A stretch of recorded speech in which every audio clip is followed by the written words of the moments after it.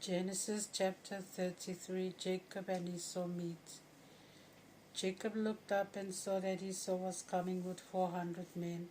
So he divided the children among Leah, Rachel, and the two maidservants.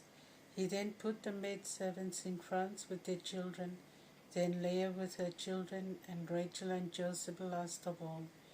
He himself went on before them and bowed to the ground 7 times until he came near his brother. Esau ran to meet him, took him in his arms, kissed him, and both wept. Esau looked up and, seeing the women and the children, said, "Who are these with you?" Jacob replied, "They are the children God has graciously given to your servant." Then the maidservants and their children went forward and bowed down. Leah with her children likewise advanced and bowed, and lastly Joseph and Rachel went forward and bowed. Esau said, "What is the meaning of all this company I have met?" Jacob replied, "It is to win your favor." Esau answered, "Brother, I have plenty. Keep what you have for yourself." Jacob said, "But no, please, if I have won your favor, accept the gift I offer, for I came to you as to God, and you received me kindly. So accept the gift I have brought you, for God has dealt generously with me, and I have everything." And so much did Jacob insist that Esau accepted the gift. Esau then said, "Let us be on our way, I will lead you." But Jacob said to him, "My Lord knows that the children are not strong, and besides I must think of the ewes with lambs, and the cows that have calves, and if they are driven too hard, even for one day all the flocks will die. Let it please my Lord to go ahead of his servant while I move on by stages at the pace of the cattle I am driving and that of the children until I reach my Lord at Seir." Esau said, "At least let me leave you with some of my men." Jacob replied, "Why, all I want is to keep your friendship." So Esau returned that same day to Seir. But Jacob left for Succoth. There he built a house for himself and shelters for his cattle. That is why the place was called Succoth. On his return from Paddan Aram, Jacob reached Shechem safely, a town in the land of Canaan, and encamped within sight of the town. For 100 pieces of silver he bought from the sons of Hamor, the father of Shechem, the plot of land where he had pitched his tent. There he erected an altar and called it El, the God of Israel. Genesis chapter 34. The rape of Dinah. Now Dinah, Jacob's daughter by Leah, went out to visit the women of that place.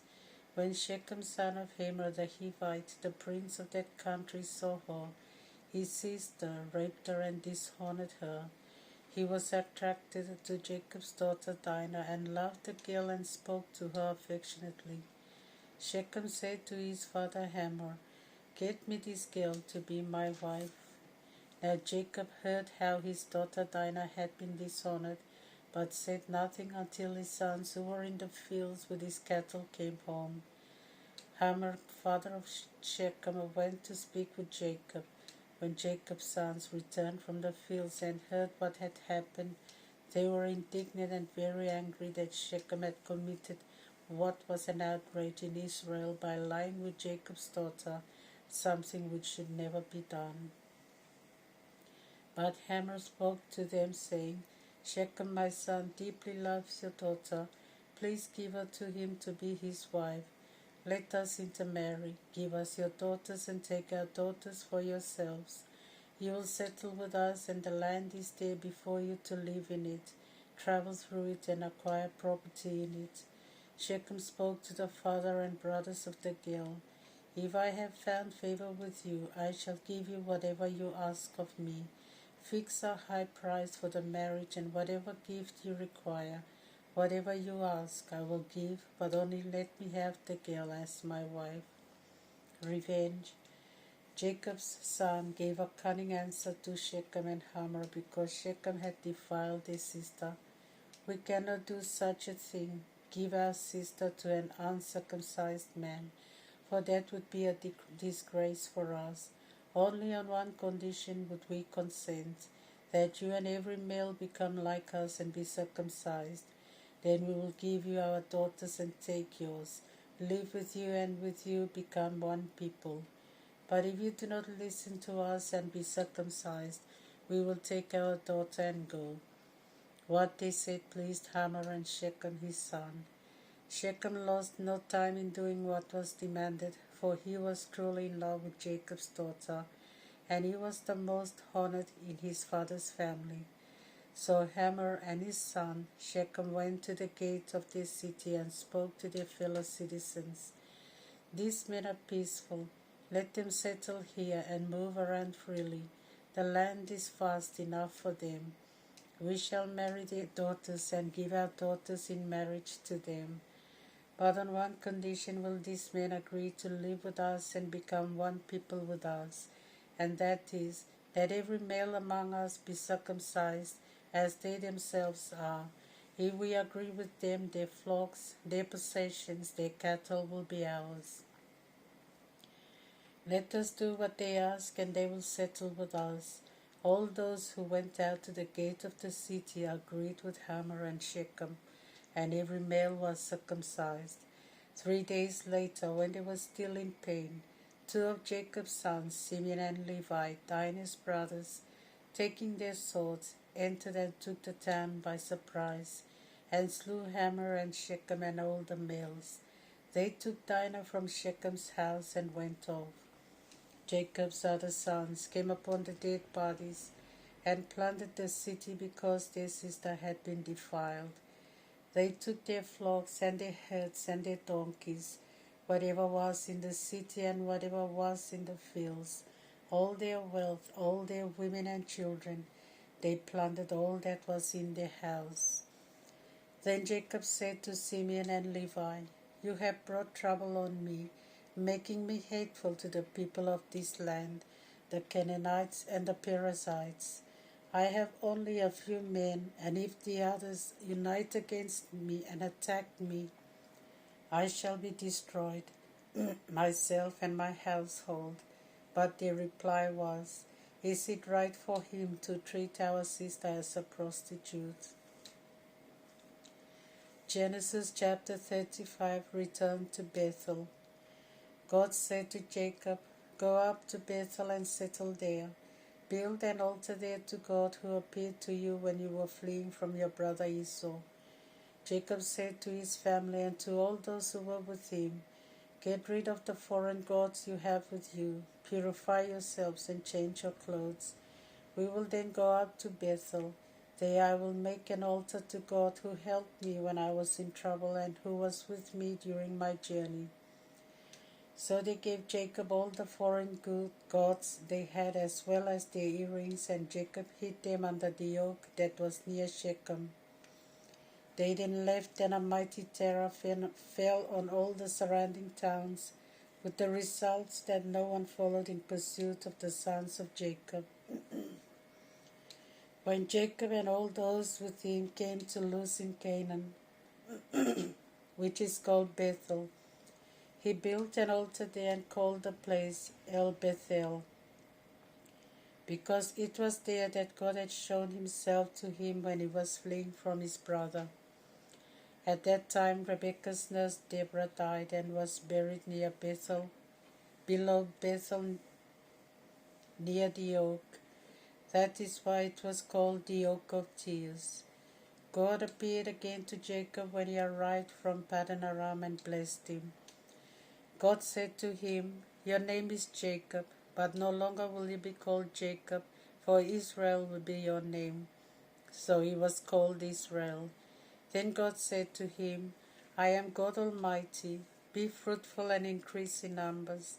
A nation, or rather a group of nations, will come from you, and kings shall come from you. The land I gave to Abraham and Isaac I will give to you and to your descendants after you." Then God went up from him. Jacob set up a memorial at the place where God had spoken to him, a pillar of stone, and offered a libation on it and poured oil on it. Jacob called the place where God had spoken to him Bethel. Death of Rachel. They moved on from Bethel and was still some distance from Ephrath when Rachel gave birth, and the delivery was very difficult. When she was in great pain, the midwife said to her, "Courage, for now you will have another son." And as she breathed her last, for she was dying, she called him Benoni.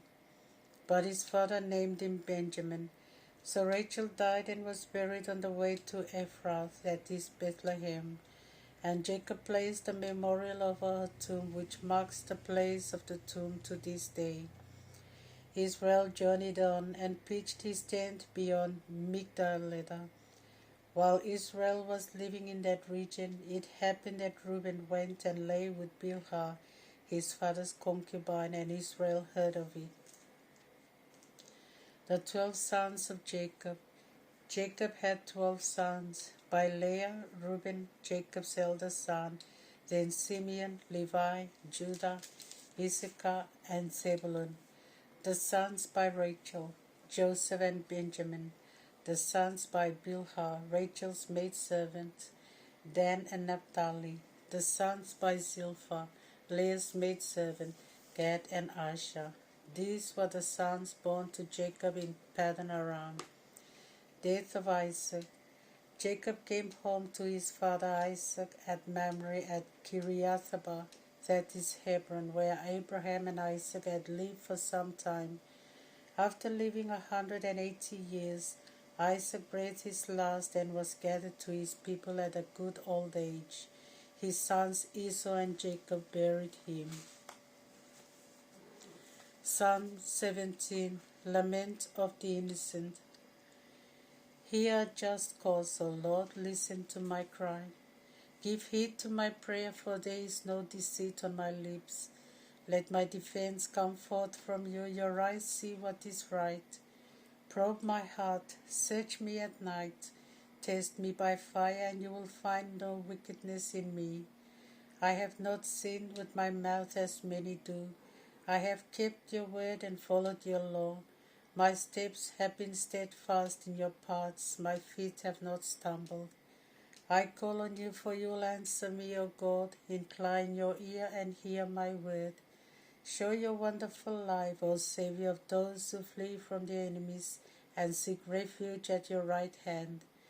Guard me as the apple of your eye. In the shadow of your wings hide me from the wicked who assail me, from deadly enemies who surround me. Their mouths speak arrogantly. They have shut their hearts to pity. They track me down, now they surround me, their eyes eager to see me overthrown. Like lions made fierce by hunger, like a young lion crouching in ambush. Arise, O Lord, confront them. May your sword deliver me from the wicked.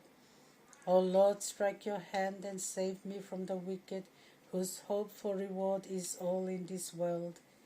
May those whom you treasure have food in abundance with what you have stored up for them, and may their children have more than enough. May they leave something of their surplus to their children. As for me, righteous in your sight, I shall see your face and be filled with your glory when I awake. Matthew chapter 12, verse 1 to 23. Jesus, Lord of the Sabbath. Soon afterwards, Jesus was walking through the wheat fields of the Sabbath. His disciples felt hungry, so they began to pick some heads of grain and eat them. When the Pharisees noticed this, they said to Jesus, "Look at your disciples, they are doing what is forbidden on the Sabbath." Jesus answered, "Have you not read what David did when he and his men were hungry? He went into the house of God and ate the bread offered to God, although neither he nor his men had the right to eat it, but only the priest. And have you not read in the law that on the Sabbath the priests in the temple break the Sabbath rest, yet they are not guilty? I tell you, there is something greater than the temple here. If you really knew the meaning of the words, 'It is mercy I want, not sacrifice,' you would not have condemned the innocent, for the Son of Man is Lord of the Sabbath." The man with the paralyzed hand. Jesus then left that place and went into the synagogue. There was a man there with a paralyzed hand. Hoping to find grounds for an accusation against Jesus, they asked him, "Is it permitted to heal on the Sabbath?" But he said to them, "What if one of you has a sheep and it falls into a pit on the Sabbath? Will you not take hold of your sheep and lift it out? But the man is worth much more than a sheep. It is therefore permitted to do good on the Sabbath." Then Jesus said to the man, "Stretch out your hand." He stretched it out, and it was completely restored, as sound as the other one. Then the Pharisees went out and made plans to kill him. Jesus was aware of the plot, so he went away from that place. Many people followed him. He cured all who were sick and gave them strict orders not to make him known. In this way, Isaiah's prophecy was fulfilled. "Here is my servant whom I have chosen, the one I love and with whom I am pleased. I will put my spirit upon him, and he will announce my judgment to the nations. He will not argue or shout, nor will his voice be heard in the streets. The bruised reed he will not crush, nor snuff out the smoldering wick. He will persist until justice is made victorious, and in him all the nations will put their hope." Jesus and Beelzebub. Then some people brought to him a possessed man who was blind and dumb. Jesus healed the man so that he was able to talk and see. All in the crowd were amazed and wondered, "Could he be the son of David?"